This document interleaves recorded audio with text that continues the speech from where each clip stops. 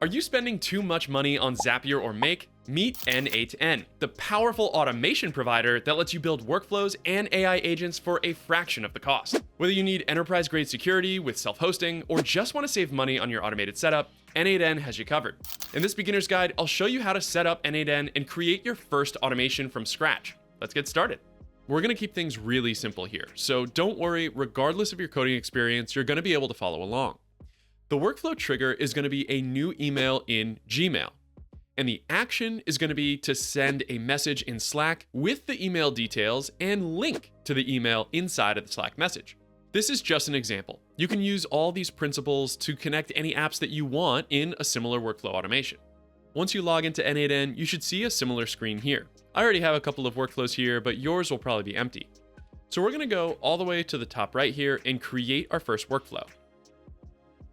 When you click, you should see a similar canvas with a Add First Step button right in the middle.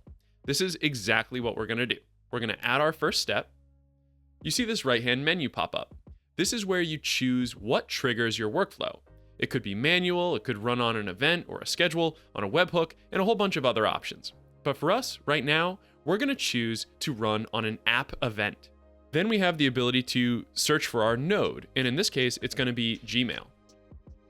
Type it in, and it should pop right up. And the one trigger event option that we have is on message received. So I'm going to click on that, and then I'm taken to a new screen where I start to set up and configure the trigger. The first drop down here is to set up our credentials. When I click on this, we're going to create a new credential. This is where you have to sign in with your Google account. Like Zapier and other automation providers, you need to give N8N access to your account in order to notice when there's a new email in it. So I'm going to click on Sign In with Google. I want to allow N8N ongoing access to the Google account data I'm sharing today. Be sure to check that box and click Continue. Now I can close this window, and you can see that my account was connected. I'm going to click on X up here. Now that our Google account is connected, we have a couple of options here. We have poll times. This is just deciding how often N8N is going to look for new emails inside of your Gmail inbox. You could make it less frequent, but we're going to keep it every minute for now. Then we have the event to choose from. No surprise, message received is the only event here. Then there's this simplify toggle, and we're actually going to turn this off because we want more data to come through when N8N notices there's a new email. Then there's this filters option, and we could actually restrict this automation to only run for a specific sender or for a specific label, but we don't want to do that. So for now, we're going to leave that empty and leave our options empty as well. Now we're going to go up to the top and fetch test event. After you fetch your test data, you'll notice that the output view is in a table view. You also have options to view it in JSON if you're a little technical and prefer to view it in JSON, but my favorite is actually schema. This is going to look most similar to Zapier and Make and gives you a nice view of all of the variables on the left and their values on the right. So you can get things like the message ID, the sender address, the to address, and the subject line, which is going to be really useful when we decide to send our message. So from here, we can go back to the canvas, and we're ready to build our action events. So now we're going to take the information from the Gmail step that triggered the automation to run, all that information we just saw in the test data, and we're going to send it to another application. And in this case, it's going to be Slack. So I'm going to click this plus button, and this right-hand menu pops up that says, what happens next? We have a bunch of options here, but in our case, we want to add an action in another app. So I'm going to click on that and then type Slack. And Slack pops up. Again, there's over 1,000 applications integrated in N8N, and you can choose from ones that you're using right now. Our actions have a ton of options, but we can just search for send a message. There we go, send a message. Now we're back to this configuration screen. You can see on the left, our schema is displayed for us to show what is coming in this input window on the left, what is coming into our action event, and then we configure our Slack step in the middle, and then we can see the output of the Slack step on the right. So this is really a zoomed in view of what this module is doing. We have inputs, we have the action inside of the Slack step, and then we have the output on the other side. So for us, we're going to start the same way we started with the Gmail step in connecting our credential. In this case, we are going to use our auth token. So we're going to click connect my account. It takes us to this window with a notification that says this app is not approved by Slack. This is just because N8N didn't go through the process of creating an official Slack integration. This is very common for other automation platforms as well. And then you're clicking allow down here to allow N8N to send messages on your behalf. So we have our account connected. We're going to click on X right here and come back to our configuration panel, and we see that our Slack account is connected. Great. Our resource is going to be a message. We're not going to add a reaction or a file or something else. We are using a message, and the operation is going to be to send. We're not deleting or searching anything here. We're going to send a message. We're going to send a message to a channel or a user. We're going to start with a user. And we can pick that user from a list. You can also do it by ID or username. And you can set this to what's called an expression if you wanted to, which allows you to be dynamic with this stuff. But a drop-down menu is going to be really helpful for us as we're getting started. So we're going to pick our user, and that's going to be me. So it's going to be Tom. And there we are. So here I am as the user that's going to be receiving the message. And it's going to be a simple text message. And we're just going to say new email. And see this little tip down at the bottom. It says drag an input field from the left to use it here. So what I'm going to do is I'm going to say subject, colon, and then I'm going to find subject from the left. Subject right here. And I'm going to drag it into the new email right there. And you'll notice that it switched to an expression. Expression is when you're using variables. You're using something dynamic. And in this case, whatever email triggers the automation is going to have a different subject line. So every time the automation runs, we want that new subject line to populate this message text. And I'm going to hold Shift and hit Enter a couple times to just make a couple new lines. Now I'm going to add the sender, which is the from address.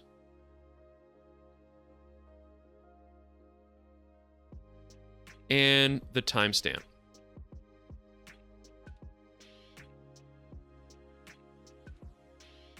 Which is the date. Great. Now we have our new email, our subject, our sender, and our timestamp. But it would be pretty nice if I could also add a URL to directly go to the message. So I could say view email here. And when I do that, I'm looking on the left here and I don't actually see a URL for the message itself. I have an ID, but I'm not sure what that URL would actually be that would take me directly to the message inside my Gmail inbox. So I'm going to ask the AI inside of N8N how to build it. So let's give it a try. On the bottom right, we have an Ask Assistant button. And this is in beta, so who knows if it's actually going to work. But let's give it a try. Let's say I want to create a link to an email inside my Gmail inbox.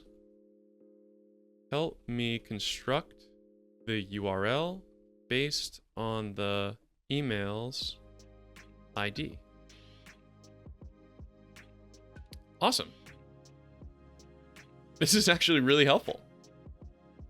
So what I'm going to do is I'm just going to copy this text down at the bottom. And you can see that it says mail.google.com/mail user 0. So if you have multiple Gmail accounts, that number might actually change depending on if you have 3 user accounts and you actually want this email to be on the 3rd account. So that's one little hiccup, but I don't think there's any way for N8N to actually know that. And then we go to inbox and then we have the email ID. So that looks right to me. And let's actually add it. And we're going to use some Slack syntax here and have a less than sign. Then we're going to add a pipe. and then say view email here, and then a greater than sign. So when we look at our preview, oh, this JSON email ID is not correct, apparently. I'm going to delete all that, and I'm going to just move over this ID. I'm going to put it right there. It says JSON ID. Okay. And if that's a little crunched for you, you could actually build it inside of a dedicated builder here. Just if you wanted to see, open your eyes a little bit more, you can do that instead of just operating in this little window. Awesome. So let's actually test this step. It says the node executed successfully, but let's check it out inside of Slack. And looking at my Slack, I have a new message sent to me. It's a new email with a subject line, sender, and a timestamp that's kind of ugly. We'll fix that in an update to the automation. And an email linked directly here, and I can see that the URL looks right. Let's click on it and see. Awesome. This is exactly what I wanted. I'm taken directly to the email, so I can address it right here. Back in N8N, let's actually improve that formatting of the date so it looks a little better. So in this case, we're going to go to the timestamp. Let's actually edit this timestamp right in line. For easy viewing, I'm going to open this up so it takes up the whole screen here, and we can actually write just a little bit of code that will reformat this information. Inside of this JSON object, I'm going to add a couple other functions to this timestamp right now. So we're going to add a dot.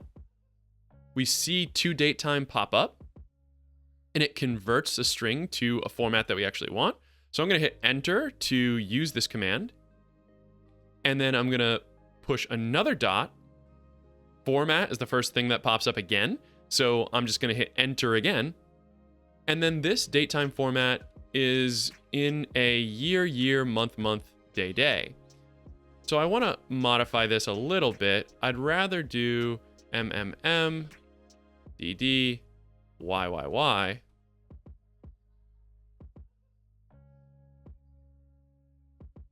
And then HH, MMA for hours and minutes. So this looks pretty good to me. So I'm going to click close, and then I'm going to test this step again and see what it looks like inside of Slack.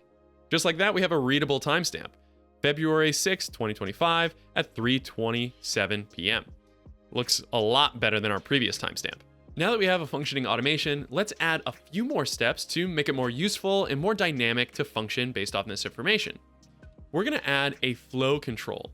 Now, flow control is one of the most powerful features in N8N and really one of the things that allows you to build something that's more useful for you. You have a filter, which we're going to add next, if statement, which allows you to create different paths for the automation to go down, loop over items. So if you want to do the same action again and again, you can do that with loop, and then merge, which takes multiple streams of information and combines them into one. So we're just going to use filter for now. And you'll notice that the value here is looking for a condition from previous steps of our automation. So we're going to click on execute previous nodes, and then we see all of the previous values. And we actually want, not in Slack, we want a Gmail node. And we want specifically the subject line. So if we go down to the bottom, we see subject. So I can click on subject and drag it into the first condition. Fantastic. This condition is equal to, or we could say contains, exists, a whole bunch of different logic operators here. And we're going to use string, and we're just going to say contains. And we're going to say marketing. So if the subject line contains marketing, we're going to allow this to continue. So I just tested the step. We see the output on this side. I can slide this over if you want to view it a little bit more. The important thing to know is that it passed, right? We don't actually need to view this information here right now because it's going to be the same information that the automation was triggered with. There's one thing that you might not see on this screen, and that's going to be options to ignore case. So if your filter isn't passing the right way or is getting stuck for whatever reason, you might want to turn on ignore case because sometimes you just get hung up on little things like that. Back on our canvas, we can see that this will pass the filter because our trigger has data that includes a subject line with the term marketing. Now we're going to add a flow. If this email passes this filter, I want to send a second Slack message, except I'm going to send it to a different channel. So to do that, I'm just going to click on these three dots and I'm going to click on duplicate. Now I have this Slack module over here that I can then attach after the filter. Boom, just like that. Now I'll click on the Slack module to configure it further. And this time I don't want it to send to a user. I want it to send it to a channel.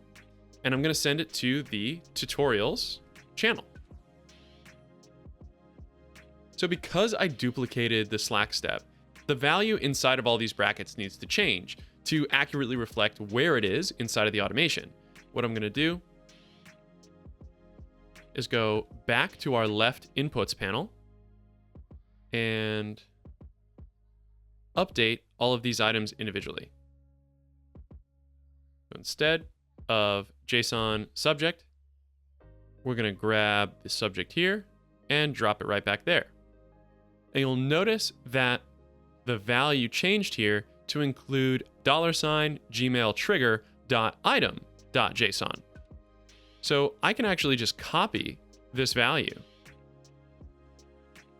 and paste it inside of every subsequent variable here. But instead of a link directly to the email that nobody else could access except me, I'm just going to put the whole body of the email. So I'm just going to say body here and then scroll to the left and find the text. Hey, can we reschedule our marketing sync on Tuesday? Great. So I'm going to grab that and add the text right there. And we see that it follows the same format, Gmail trigger.item.json.text. Awesome. Let's test this setup and view it in Slack.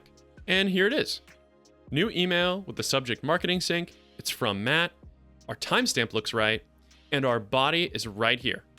And we have a nice little link down at the bottom that says automated with this N8N workflow. So even if I were to click this, I can be taken directly to the automation to make further updates. Let's go back to our canvas, save this update, and go back to the overview and confirm this automation is on. Now, whenever I get an email, I get a Slack message, and if the subject line contains marketing, it also sends an email to the tutorials channel with the full body of the email. Our automation is all set. Now let's take a look at pricing to see what workflows like this will cost you. N8N's pricing is notably more competitive with a $50 a month pro plan, including 10,000 executions and unlimited users, compared to Zapier's $170 a month team plan. The Zapier plan only supports 25 users and 10,000 individual automated steps, not complete executions. However, the Zapier plan does also have some features that are only available on N8N's Enterprise, like SSO, single sign-on, which is really only relevant for big companies. A key differentiator is N8N's self-hosting capability, available through either an Enterprise plan or a free community version, which you can check out on GitHub. This relates to N8N's fair code model, which makes source code freely available but restricts commercial use. While the community version has some limitations, like lack of variable support, it provides a unique option not available in most automation platforms. You can check out the resources board to learn more about N8N and its unique features. Yes, N8N is missing some of the bells and whistles that you'd find in an app like Zapier, but with its lower cost and self-hosting options, it might be exactly what you or your team needs to build automated workflows. If this video helped you out, like and subscribe to the channel for more AI and automation updates every single week. You can also find me and my company XRay by searching for XRay Automation on nearly every social media platform. For now, I've got to go, so until next time, find your focus and stay in flow.